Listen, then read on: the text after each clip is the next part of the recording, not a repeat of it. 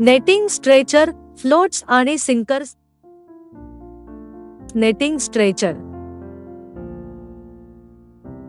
हे दोरी किंवा तत्सम रचना वापरल्या जातात फिश नेट तयार करताना सेटिंगसाठी आणि दुरुस्ती.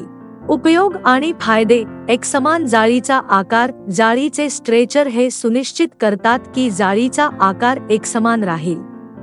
योग्य तणाव. स्ट्रेचर नेटमध्ये योग्य तणाव प्राप्त करण्यास मदत करतात. कार्यक्षम दुरुस्ती. दुरुस्तीसाठी स्ट्रेचर वापरल्याने खराब झालेले निव्वळ भाग कडक होतो. तरंगते. फ्लोट्स हे फिशिंग गिअर्सचे आवश्यक घटक आहेत. ते इच्छित खोलीत गिअर ठेवण्यास मदत करतात. ऑपरेशन दरम्यान योग्य आकार प्राप्त करणे आणि ट्रॉल्स सारख्या गिअर्समध्ये उभ्या उघडणे राखणे. फ्लोट्समध्ये आहेत याची नेहमी खात्री करा. उच्च उछाल. पाण्याचा दाब सहन करावा. कुजणे, शॉक आणि ओरखडे विरुद्ध पुरेसे मजबूत उत्पादन करणे सोपे. कमी खर्च. ते साहित्यासह प्रकाश घनतेचे असू शकतात. लाकूड, कॉर्क, थर्माकोल, स्पंज, प्लास्टिक आणि काचेसारख्या पदार्थांचे उच्च घनतेचे फ्लोट.